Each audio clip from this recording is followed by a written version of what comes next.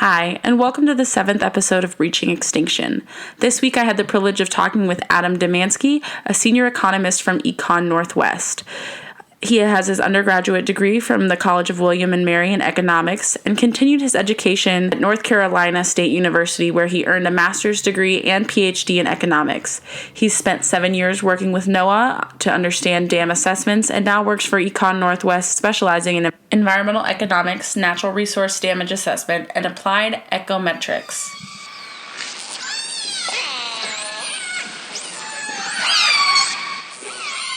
So we're here to talk about his work doing an environmental valuation on the Lower Snake River dams and what exactly an environmental valuation is.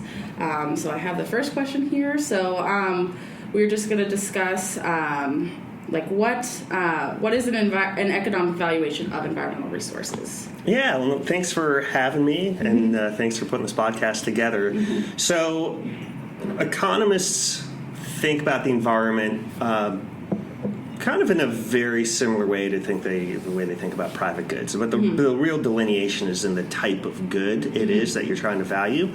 And really, the delineation between a private good, and a private good is anything you can go to the store and buy and sell, versus a public good, which is something that doesn't necessarily exist on a market, where you can't go out and buy the amount of clean water or air quality or national defense that you want. Those are classic public goods, and they have this characteristic of being non-rival and non-excludable. Non-rival means if I'm consuming the good, it doesn't affect your ability to consume the good.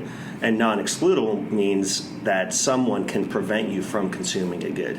So private goods are rival and excludable. You can go to a store, buy an apple. If you don't pay for the apple, they can try and keep you from having that apple. And then if you're eating the apple, no one else can eat it. So it's rival, it's excludable, and because of those functions, they generally are provisioned efficiently on a market, that you have an opportunity to go buy it at this intersection of supply and demand, the price. Public goods, there's no mechanism for that. And so valuing the public good is a little tougher, but just because you can't buy it on a market doesn't mean that you don't get value for it and you wouldn't be willing to pay for it. And so if you think about air quality regulations, when they talk about, well, how much particulate matter or nitrous or sulfur should come out of smokestack, really they're looking at, well, what's the cost it's imposing on people, what's the benefit of reducing emissions, and then how much is it going to cost. So there's this cost-benefit analysis, and there's this value for cleaner air that they're trying to capture, and the benefits there might be lower asthma rates, being able to see blue sky, all kinds of things that matter.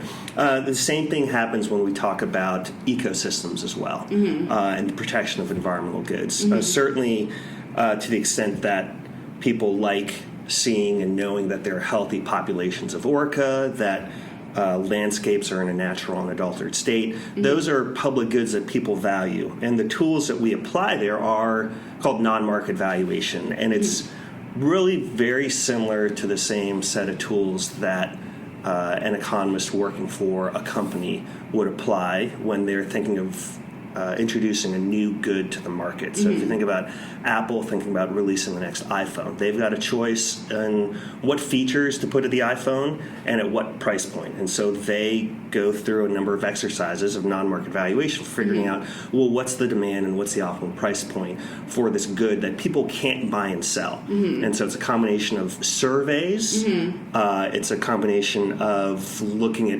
how people are currently buying existing goods on the market that have those varying attributes.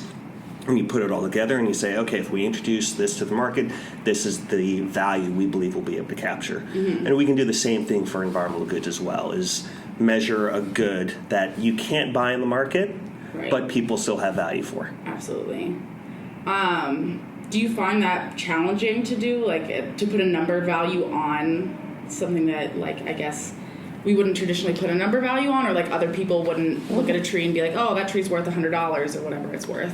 Yeah, and I think the challenge is really data-driven, so getting the right data can be difficult. And then on the back end is conveying to decision makers and the public that the methods that you used are valid and appropriate. So let's take the tree, for example. So the tree, picture the beautiful tree across the street from you in a park. And you say, well, what's the value of that to you? And you can think about, well, I like looking at it. I like that it's there. It provides clean air, shade, all kinds of services. But ultimately, the value, so the definition of an economic value is what you'd be willing to pay or what you'd be willing to give up to get something else. Okay. And it can either be that willingness to pay to get something or willingness to accept to lose something. And so let's say someone's going to walk over there with a chainsaw and cut it down. If we want to really understand the value of that tree to you, we can go at it two ways. We can say, how much are you going to run out and cut him a check to stop him from cutting it down? Or conversely, how much can he cut a check to you so that you're okay with him cutting it down? And those seem like just really weird things because they might not happen in the world, but when we're trying to measure the value of that tree, the value of environmental resource, that's what we're trying to figure out. Is somebody knocking on your door and saying, hey, I got to cut this tree down. I bet you're going to be upset. Tell me what number to write on this check for you not to be upset. Right. And when people think about environmental goods, they have trouble doing that, which makes a ton of sense. But to the economist, that understanding that price point is really important. And you could picture a world where there's an obscene number on a check, and you'll be okay with it. Okay. Thousands of dollars, hundreds of thousands of dollars, and you think about, okay, if I had $100,000, I can spend that money on anything. I could spend it on my kids' education, healthcare, vacation, planting other trees. There's a trade-off, and figuring out that point where you're indifferent between this value and the tree is that value of the tree. It's what you're willing to give up to get something else. You're willing to give up that tree to get this money, which gives you other things. And that's the basic nature of what we're trying to identify. Absolutely. So how do you conduct an environmental valuation? Or an economic valuation of environmental. Yeah, I'd say it's similar thing. So the key thing is one, identifying the good to be valued. So let's talk about the Snake River dams. There are private values that come from the dam. So these are things that are available on the market. So there's the power generation. That's a private good because it gets sold on a market, and there's you can run your blow dryer for as much as you want in the morning, and you're paying for it. There's transportation services, there's irrigation, there's all these things that are private goods. But then there's the public goods side, the things that aren't bought and sold in the market that people have value for. And so when we want to identify, well, what's the value of the private utilization of the natural resource, we can look at the value of the power, the value of the irrigation, the value of the transportation resources.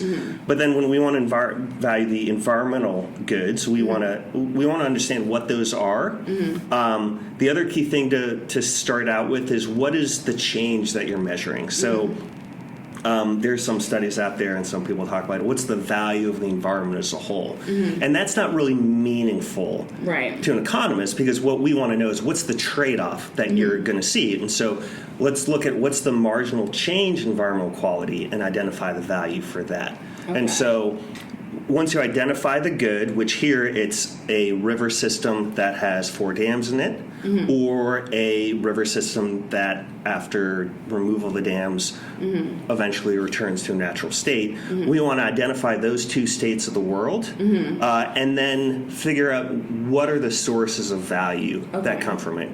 They might be some type of a use value, so it might be a recreation. We can measure that by looking at how think about the iPhone. That's where Apple might go and look and see, well, how are all of the other phones on the market currently selling? So this phone has 2 cameras. This phone has a bigger screen. We can look at all those attributes and see, well, that one with that attribute is selling for a lot more. So we do the same thing with recreation. We see, where are people going? How are they choosing to give up their time to get to a recreation site that has certain attributes. Okay. And then let's change the attributes of the site. Let's turn it from a lake to a river and see how do people substitute. And it's that marginal change in value, that change in demand that we're measuring. So that's the use value. Yeah. The non-use value is more complex because there's no kind of equivalent market. There's no trade-off that people are making. And the non-use value really is, there are different terms for it. Sometimes called non-use, sometimes passive use, existence value. It's the amount that you'd be willing to give up to protect a good independent of you using it. So you might, when I taught environmental econ in grad school to undergraduates, the example that was present in the news that that I always used was the Alaska National Wildlife Refuge. Okay. I've never been there. Yes. Most people have never been there. You see pictures, you hear a little bit about what it is, and you understand that, okay, it's in a protected state, and alternatively, it might be used for oil drilling. There's going to be some infrastructure placed on it. Right. And so the question is, do you care? And a lot of people do care that they would like to protect it, even if they're never going to go, they've never been there, but they are willing to give up money, take money out of their own pocket to protect it. And that's what we're trying to measure. And so that's that non-use value. Okay. It's a real value. If people could go to a store and buy it, they would, and that's what we're trying to measure. We're not trying to measure some I care about it a lot. Right. It's really, what are you willing to give up to protect it? And when you're giving up money out of your pocket, you're giving up money that you could spend on something else. So that's a very meaningful exchange for an economist. So for the Snake River dams, the way to do this type of analysis is to create a market. So it's called a contingent choice or contingent valuation survey, where you are presenting through a survey mechanism. You're going up to people and you're saying, okay, here is the current state of the world. Here's a potential alternative state of the world without the dams, and here's the mechanism getting there. The only way we'll get there is if you pay for it. Gotcha. And then we vary the price and we trace out a demand curve. And so this type of a study has been done for all types of things. It's done for litigation for natural resource damages. So these types of studies were done for Exxon Valdez, for a chemical case called Montrose in California, for the Deepwater Horizon oil spill. There's a total value survey done. And there's just a long literature of these types of studies. And again, it's the same type of survey that you would do to measure what should go in the new iPhone coming out. A couple key things about designing that survey is the scenario has to be realistic. That policy you're proposing has to work. People have to believe it's going to work. And then the payment question has to feel consequential. So people have to feel that, okay, if they vote this, they might actually have to pay it. So there are a couple ways to design the survey to make it very consequential. One of the common ways is to propose it like a referendum style question. So you might, in the November ballot, have a referendum there. People see these things all the time where say, yes, I want to increase my taxes to pay for schools, to pay for transportation. This is that style of referendum question. Do you vote for or against this policy that is going to increase your taxes?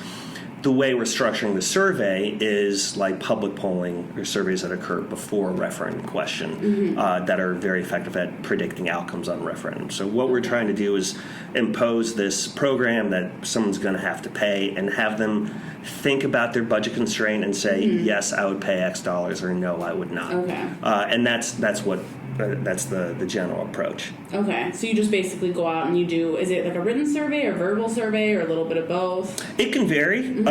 Sometimes they're done door-to-door in person. I think that's considered state-of-the-art, and that was done in the Deepwater Horizon study where there's lots of resources.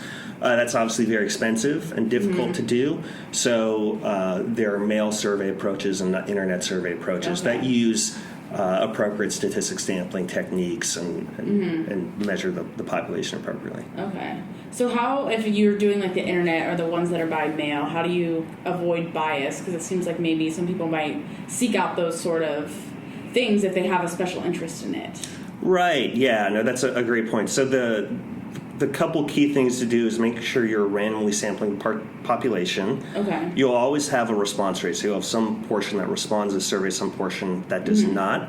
You're going to want to do a non-response test. Okay. So you're going to want to try and some way or another see who didn't answer your survey. Sometimes it's a follow-up, like 6-question, really simple survey with a financial incentive, or you'll just compare your respondents to the population as a whole and see who's answering my survey.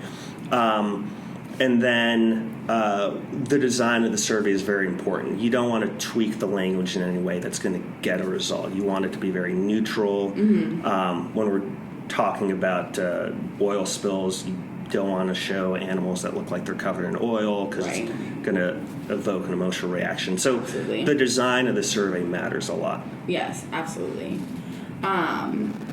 So what role do these evaluations play in policy and decision making? They are very important in policy decision making. They help policymakers understand how to trade off private versus public values. So there's an executive order, a series of executive orders that date back to the Reagan administration that require any federal decisions over a certain dollar amount to have a benefit cost analysis that includes both private and public values. So all the Clean Air Act, all the Clean Water Act, all the revisions and the rules have these regulatory impact analyses done for them. And it makes sense that if we're going to be imposing, let's say, a cost on polluters, on industry, we want to know that it's worth it. Right. And it's a very objective, non-emotional way of looking at the world. And frankly, it's what attracted me to environmental economics, is that this is a way to evaluate environmental decisions and make policy that we did the math, this one makes sense, this one doesn't make sense. Gotcha. So there are places in the world where, let's just, I think Clean Air Act is the Clean Air Regs is the good example, is that there's certain particulate matter regulations, and they PM10, PM2.5. You can imagine saying some maybe PM0, something super, super small, and say, let's shoot for that. The reality is, getting to that level at the smokestack would be extremely expensive. Right. And the benefits to society in terms of reduced asthma, morbidity, mortality might not add up. And so the key part of this type of economic analysis is that there is an optimal level of pollution. And again, I think that's a notion that some people struggle with. But it would cost so much to get to that point. The benefits wouldn't be there. And here's the key thing. We could take that money and spend it on something else that might be more valuable. So that notion of scarcity and optimum policy design is just carries through completely. Okay. Yeah.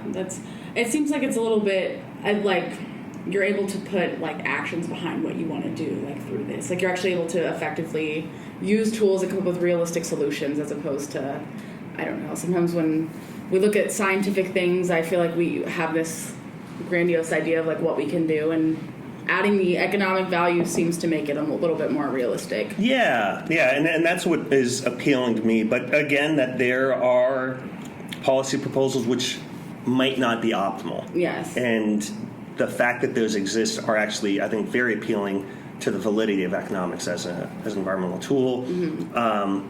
And I would say, if measured appropriately, then that would be the right way to move forward. But I understand that some people might react to that notion as well. Right. So let's talk about the findings that you had with the Lower Snake River dams. Sure. So how did, like, you guys went through and you did the surveys on these ones, and then I know that you guys looked at like what it would look like with the dams, without the dams. And it's my understanding that it's like pretty much about the same price to just take them down one time as it is to keep them running every single year. Like the annual cost is the same. Is that correct? It's a complex story, and it's a complex story, and that's why it's been under debate for so long. Since before they were built, there are concerns about their impacts and whether they're worth it. What we did is very similar to what I described earlier. Is let's identify all the service flows, and so we broke it up into 4 different categories. And one is the grid services that they provide, so the power and load balancing. The transportation services they provide. There's locks in each of the dams that allow barge and vessel traffic up and down the Snake River. There are irrigation services, so there are irrigators that withdraw water from the Snake River, and we wanted to see, well, what would taking out the dams mean for them? And then there's the environmental goods. There's the recreation, the non-use values. So we broke them all into separate categories, and just marching through on the grid services, we look at, well, what's the value of the power they create, and how do they create power over the year? And so some fun Econ 101 comes out in our analysis here, and it's in the early section where we're talking about grid services. You see a graph that looks sinusoidal, and it looks a little inverse sinusoidal. And one is the power generated by the Snake River dams, and then the other is the day-ahead price, and it's been called the Intercontinental Exchange. And so that's how generally the power from the region is sold to other purchasers, other regions. And what you see is that when there's a lot of water flowing through the Snake River dams and they're producing a lot of power, that water flow is seasonal across the region. We have a lot of hydropower in the region. So region-wide, we have an excess of power. When you have excess supply and demand stays the same, you have a drop in price. And so you have a low price in the winter and spring when flows are high. And then when you get to summer, when water is scarce, flows are lower, we're generating less power. That supply curve shifts in, and we have a high price. So we're looking at the average power generation each time of year with the marketable value of that power through the year. And so we came up with a number based on that. There's a second piece of these dams which comes up quite a bit, and it is very important. It's the fact that they are a renewable resource. They are not carbon emitting sources of power. And there's 2 ways to value that. One is, okay, let's take these dams out and replace them all with renewable resources, so wind and solar. There's a study that preceded ours by the Northwest Energy Coalition that looked at how much that would cost. And so in one scenario we said, okay, well, the value is the power they produce plus the cost it would take to replace that power with renewable resources. That's one scenario. The other scenario is the reality that these dams produce less power than the region exports. So the region as a whole, Bonneville Power, exports power to other regions, primarily to Southern California. And we as a region could get by without the dams. There's no actual need to replace them. We still lose the value of that power because Bonneville is selling them. But we could say, let's leave it up to California to replace the power. And also, let's not assume it's going to be carbon-free power. So we looked at what are the new power sources coming on right now. Some of those are natural gas. They are carbon emitting. But we can value those carbon emissions, and you can value carbon emission reductions. And so there's a big interagency effort undertaken a number of years ago where the federal government looked at what is the social cost of carbon, what's the cost of emitting a ton of carbon, and there's a set of prices that capture that social cost, and they increase over time based on when those emissions are occurring. And so that's the other scenario we did, is we said, okay, let's assume all the power is replaced by this new marginal power coming online. That is, some of it is carbon emitting, and let's figure out the social cost of that. So that's the 2 scenarios we have. It's the power they create plus one of 2 measures of the value of being a non-renewable resource. And of course, you have to subtract from that the operating costs of the dams, the cost to upgrade them. They're old. Some of the turbines have been replaced, some haven't. So we estimated the cost of that ongoing maintenance and added together. So in our analysis on that source alone, it makes sense to keep the dams just on power alone. That the value of the power they create, even with the seasonal market and when you include the value of the carbon-free power. Right. You take out the cost that we assumed. It makes sense to keep them. Other people have done other analysis on the cost to upgrade them and indicate there's kind of two ways that might go, is that the cost might actually be higher, and also the value might be lower, that there's new power coming on right now that is being sold on an open market below what BPA is currently selling power. So there's a notion that might flip, but at least in our analysis, on that window, it makes sense. Okay. We do a similar process for all of these categories. We keep adding it up. So for, I'll start with irrigation. We went and looked at water rights, water withdrawal permits, and identified all of the withdrawals on the Snake as well as all of the wells nearby that might be affected. All the water withdrawals are happening at the lower Snake, so right above the ice harbor in the ice harbor area, so that's the lowest dam. And so to calculate the value of the dams for those users, we did a pretty simple engineering cost analysis. So we worked with engineers and just said, well, how much will it cost to make them whole if you take out the dams? What will it cost to upgrade the infrastructure, dig deeper wells, all the things that might occur if the water level drops? And then they'd still be able to withdraw all the water they're doing now. And they came out to around $160 million, which is a lot of money, but in the scheme of things, when we look at total things, it's a drop in the bucket. So that is the value of the irrigation, and in fact, it's easy to mitigate. Okay. The transportation gets a little more complicated. There are cost savings to shippers from shipping grain, and that's primarily what moves on the Snake River. And if the Snake River dams weren't there, they wouldn't be able to use barges. They'd most likely have to put it on trucks. There is a rail line there. Yeah, I saw that. I've been down to the Lower Granite, and there was a railroad right next to, parallel to it. So I don't know if that's consistent throughout all of the dams, or if that's something that we could implement. Yeah, so there is a rail line there. Rail makes sense in certain conditions. Short lines are a little bit tougher, but the reality is some of it's going to go on rail, and we do a choice model in the transportation model in our analysis that looks at what's the share that's going to go on rail, what's the share that's going on the highway. Either way, it'll likely be at a higher cost to the shippers. Okay. So there is a loss there. But there's also a loss from taking all that grain and putting on trucks and running those trucks on the road. So there's going to be additional wear and tear. There's additional carbon emissions. There's additional local pollution. And then you put trucks on the highway, there's a crash cost. And so there's a probability of increased accidents. And that doesn't occur with the barge system, or the irrigation? Not irrigation, but the barges. With the barges, you don't have those trucks on the highway. So they don't have any accidents or anything ever, or? That's a good question. I don't know.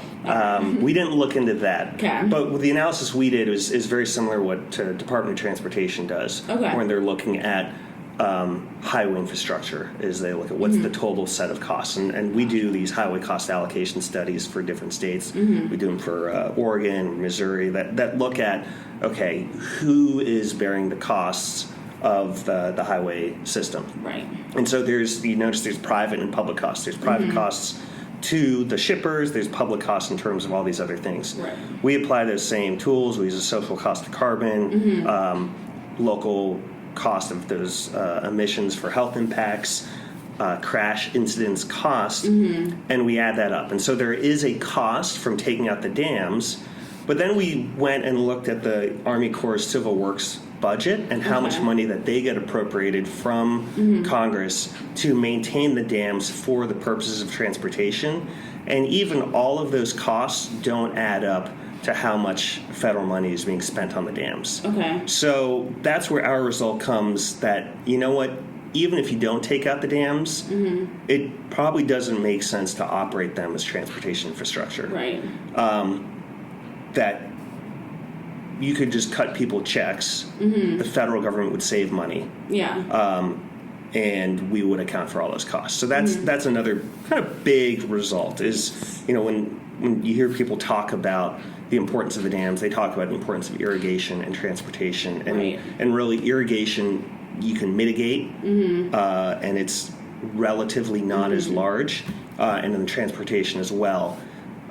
You can mitigate it. It really doesn't look like it makes sense anyways. But then that brings us to the last piece, the recreation and the non-use values. So recreation looked at previous studies that had looked at recreation patterns in the area. We did our own analysis with this survey called the National Survey on Recreation Environment to look at how people substitute between sites in the area and how they travel to lake sites and river sites. And we use that to predict the change in use as well as the change in value from moving to a river system. And there is an increase in value to recreators to moving to a natural river system. If you look at the landscape in our region, it's mostly big reservoirs. Long, free-flowing rivers like this are the scarce resource, and so that's really where that increase in value comes from.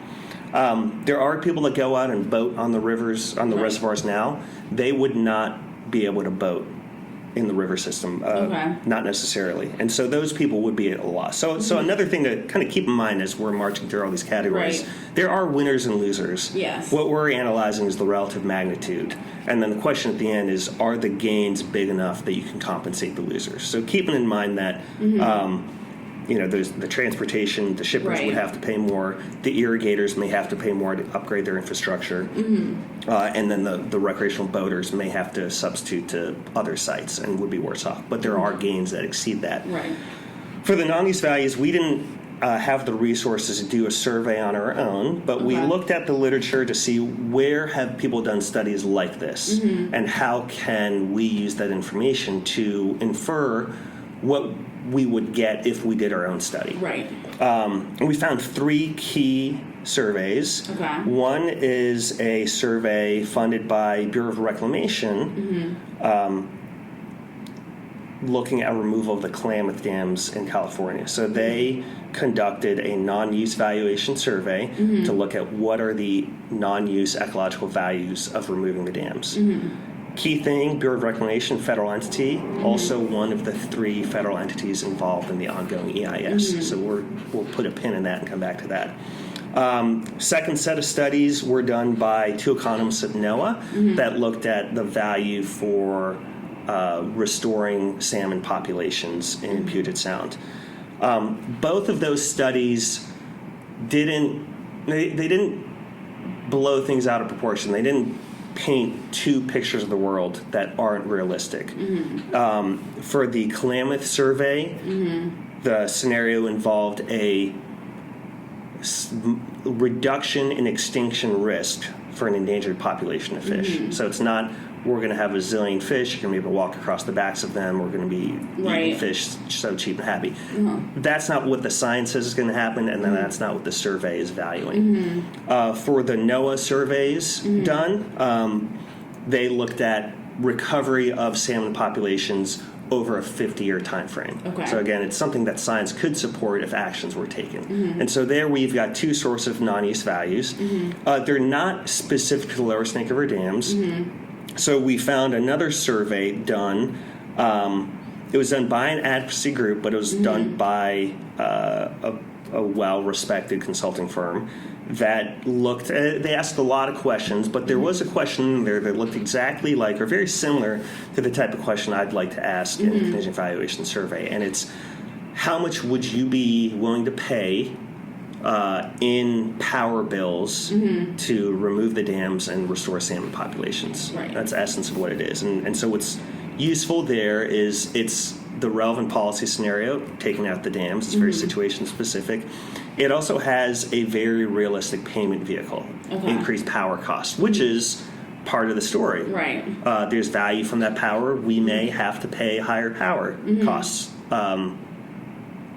Are we willing to do it? And then the survey varied the price offered to people, and it was a yes or no question, or it was very willing or unwilling, and so forth. And so deconstructed that information and put it in the same valuation framework that we would use in a contingent valuation survey, and came up with a household dollar value there. Couple key things is that although it's very situation specific, it's not an explicit contingent valuation survey, so there's some caveats to that. But when we take that dollar value and compare it to the dollar value from the Klamath survey and from the NOAA surveys, we're right in the same ballpark. Right. So we use that dollar value as the basis for non-use values. We could have used either of the two federal studies as well. We would get the same result. And in the end, we get these values. Some of them are costs, such as the power. Some of them are costs, such as the mitigation of the irrigation. Some of them are a gain, like the transportation. There's a bigger gain from recreation, and then there's this really big gain in non-use values. And so when we compare it all, there's make sure I have this number right, but approximately $9 billion, $8.5 billion benefit over 20 years from removing the dams. The key thing is to justify removing the dams, you don't need that much. You only need $2.32 billion in non-use values. So it's like quadrupled, essentially. There's massive gains, and the real question is, are there ways to capture those gains to mitigate the losses? For those. And the fact is, that break-even value is that mechanism where all the losses have been mitigated, and then there's still this $8.6 billion sitting on the table in value. People that might be concerned that we didn't do a contingent valuation survey, that we didn't do explicitly, I'd say, well, I think I've got strong support that these values are what we would have gotten. But even if you say, okay, our number is too large, it's 50% too large, it's twice as large, it's 3 times too large, you still get to the same policy recommendation, which is there are net gains to society from removing the dams. Again, it's not uniform. You've got people that are winning and losing, and so what we don't talk about is what's the mechanism for getting to a world where no one is worse off. So that's what we call Pareto optimal outcome. We don't talk about what that looks like, but what we do show is the values there, that is an achievable outcome, and there are net gains to society. Yeah, absolutely. I think it's definitely just like a matter of kind of, it seems like there's a cultural kind of holdback down there that they don't really want to change their way of life, which is totally understandable because everyone, they get in their patterns of doing things. But, from every perspective that I've looked at, economic, environmental, like everything, like the only holdback it seems like is there's some kind of political hold, and then there's like some kind of aversion to changing socially. So why do you think the dams haven't come down yet? Why haven't they come down yet? I think there's, in my mind, 2 key reasons. One is, some people call it the Cascade Divide. I don't want to invoke that here, but I would say our analysis shows that there are people that would be worse off. And specifically, it's a relatively smaller population that would be worse off, but they would be potentially very worse off at an individual level. Whereas the gains from a larger population would be smaller. So each of us would gain the couple dollars a month we're willing to pay. And we'd be great. But someone might lose their whole livelihood. So we can't let that happen. You can't let that happen. And then when you think about motivations for political involvement, if you have a lot at stake, you're going to come out strong on an issue. But if you've got a lot of people, a little at stake, it's harder to organize. So that's one issue, that common action problem. The other is, the EIS that's ongoing right now is the second one that's been done. There's one done in 2002, released in 2002. The dams are owned by the Army Corps of Engineers. They're the federal agency that is leading the EIS. Bonneville Power and Bureau of Reclamation are also the federal agencies participating in this. The Army Corps of Engineers has a very specific framework on how they do this type of benefit cost analysis, and it very explicitly does not include the calculation of non-use values. So in 2002, that EIS did not consider non-use values explicitly, and the one that's going on right now also will not consider non-use values explicitly. They're not doing a study to measure and value them, and they won't compare them the way that we did. And when you look at our study, and let's pull that section out, let's cross off that big gain on the right-hand side. From an economic perspective, if you ignore those non-use values, it makes sense to keep the dams. And so that is the other fault. I would say that not considering non-use values is you're missing a lot. I would also add that the Army Corps is kind of one of the only federal agencies, that does not explicitly use non-use values in decision making. As I mentioned, the Bureau of Reclamation funded a study. Yeah. NOAA has funded studies, funded 2 studies looking at Elwha Dam removal that included non-use values. Non-use values are supported in litigation for natural resource damages. They're in the Oil Pollution Act regs. They're in the CERCLA regs. They're used by EPA to evaluate Clean Air Act and all kinds of regulations. So it's used throughout government. But the Army Corps of Engineers, their kind of policy and guidance on this is that because they're difficult to measure, we can't rely on them. Which is tough. And I would say, I've made my career out of measuring these types of values. There's lots of economists that have. Yeah. We can do it. The consultants that are doing the analysis for the Corps, they can do it. They're skilled. But it's not part of their framework. It won't be calculated. And if you don't include them in the balance sheet, you won't necessarily get to the result that we did. Right. And you got to look at everything. You can't just pick and choose kind of what you want to look at. That's really interesting. I didn't realize that they didn't do that because I noticed there were a couple valuations that had very different outcomes, and then but a group of them that had a lot of very similar outcomes. So it's interesting to look at.